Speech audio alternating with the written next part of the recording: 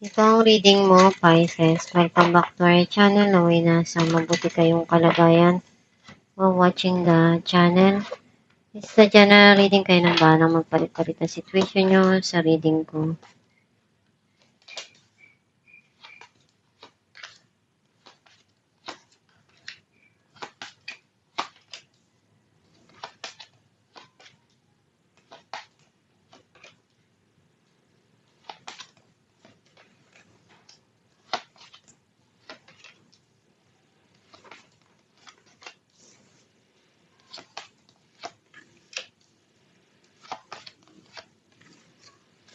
At the bottom of the deck is of Swords. I feel like ang sense ko na energy mo, nakita ko na meron ditong dumarating na clarity dun sa situation or meron kang pinag-aaralan ngayon na bago na pwedeng makatulong sa pang-araw-araw mo hanap buhay or ginagawa mo. Ang mensahe ng card mo, andun yung pagsusumikap mo, and one day lahat ng hard work mo magpipaid off din yan. Meron ditong tao na very strict or nagbibigay sa'yo ng advice. Pwedeng nakakatanda to sa'yo, na kapatid or magulang mo. Pamilya na ahead sa'yo. Kailangan mong balansehin yung mga nangyayari sa buhay mo para hindi ka basta-basta sumuko.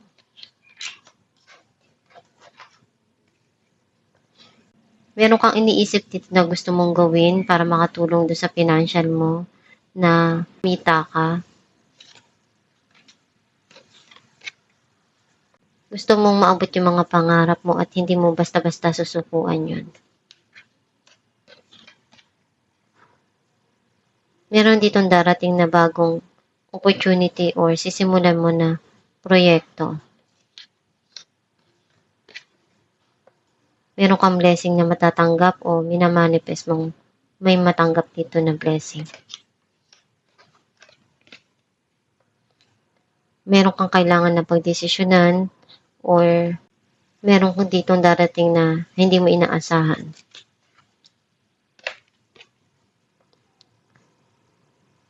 Meron kang i-build dito or aayusin. Some of you nagkakaroon dito ng pag-uusap around sa trabaho, kung ano yung kailangan dun sa proyekto o aayusin dun sa trabaho. Kung ano yung kaya mo na mapunuan, gagawan mo ng paraan para maibigay kung ano yung kailangan dun sa sitwasyon o kung ano yung tungkulin mo. Kung ano yung magpapasaya para sa'yo, yun yung gawin mo.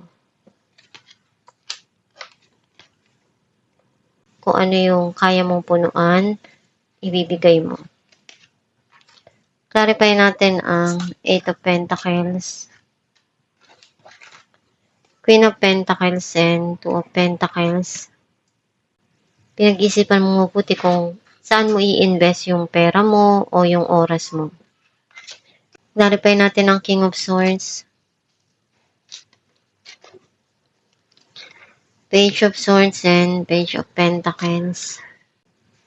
Gustong linawin nitong tao na to yung situation at gagawin niya kung ano yung kaya niya para maibigay kung ano yung kailangan doon or meron kang iniisip dito na maumpisahan. Clarify natin ang Temperance, the Hierophant, and the Wheel. Nagkaroon na ng end of cycle yung mga nangyari sa past. Ngayon may papasok na dito na new cycle and nandoon yung peace of mind and kailangan mong balansehin at pag-isipan ng maayos sa mga decision mo. Clarify natin ang Page of Pentacles, Queen of Cups, and 5 of Pentacles. Sobra kang sensitive na tao and very emotional. Feeling mo, hindi mo mailabas yung nararamdaman mo at wala kang masabihan. Clarify natin ang King of Wands, Ace of Pentacles, and the Magician. gagawa ka ng paraan para makuha mo kung ano yung gusto mo. And hindi ka basta-basta suko as long na hindi mo naabot yung gusto mo. Clarify natin ang Ace of Wands. Two of Cups and Three of Wands.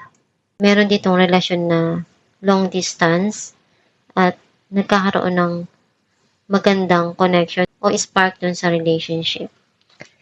Clarify natin ng Ace of Pentacles.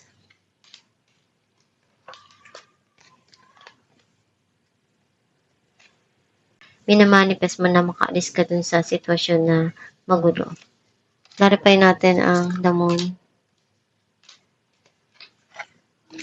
Three of Wands and Queen of Wands. Unti-unti ka nang maghihil sa mga nangyari sa buhay mo, sa nakaraan. And ngayon may mga kailangan ka lang na harapin at pag-isipan ng mabuti. Clarify natin ang Three of Pentacles.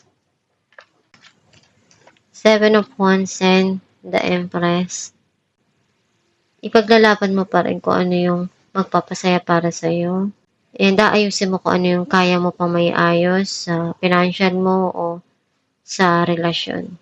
Ang mahalaga sa'yo kung saan ka magiging masaya.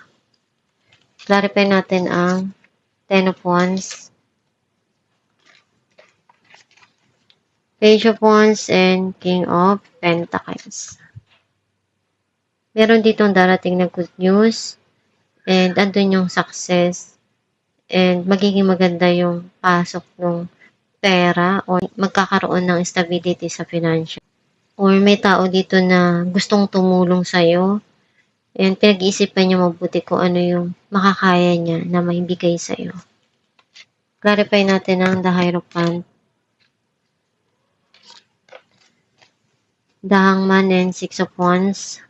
Kailangan mo pag-isipan ng mabuti yung dumarating or decision mo para makuha mo kung ano yung success na gusto mo sa buhay mo.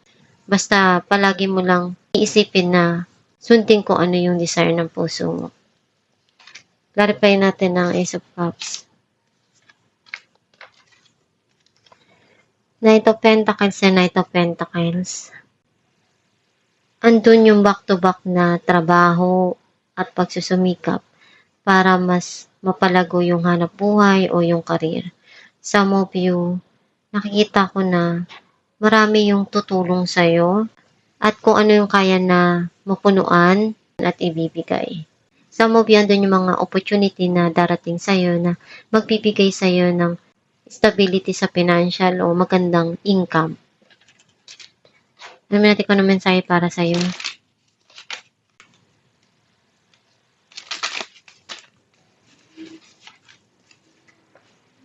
I accept that good things comes easily. I'm a super attractor. Isipin mo lang palagi kung ano yung makakabuti para sa'yo at i-attract mo yung positive things at iwanan na yung mga hindi maganda na nangyari sa nakaraan.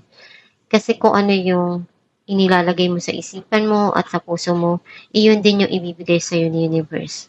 Basta pagsikapan mo lang palagi kung ano yung mga pangarap mo para ma-achieve mo yun at magdasal lang palagi. Nandiyan ang Diyos Ama para tulungan ka at gabayan ka sa mga nangyayari sa buhay mo. Magtiwala ka sa kakayahan mo at sa Diyos na darating din yung panahon na maaabot pa rin yung mga gusto mo sa buhay. At itong yung reading, Pisces, kung nakarasanay ka kayo, comment down below. Thank you for watching.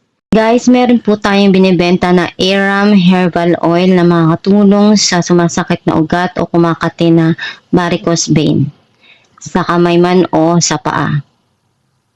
Ipahid sa gabi bago matulog at i-massage. And nakakatulong din siya na mag-fade ang iyong varicose vein. Ipahid 2 times a day at i-massage araw-araw. Gawin mo ito araw-araw para mag-fade yung varicose mo. Kapag masakit yung kamay mo, pwede mo rin siyang ipahid sa gabi at i-massage mo para pagising mo sa umaga, marirelieve na yung pain na naramdaman mo. Pwede kayong umorder sa Shopee or sa Facebook. Meron po tayo dong page na Star Shines. I-message nyo lang yon or mag-check out kayo sa Shopee.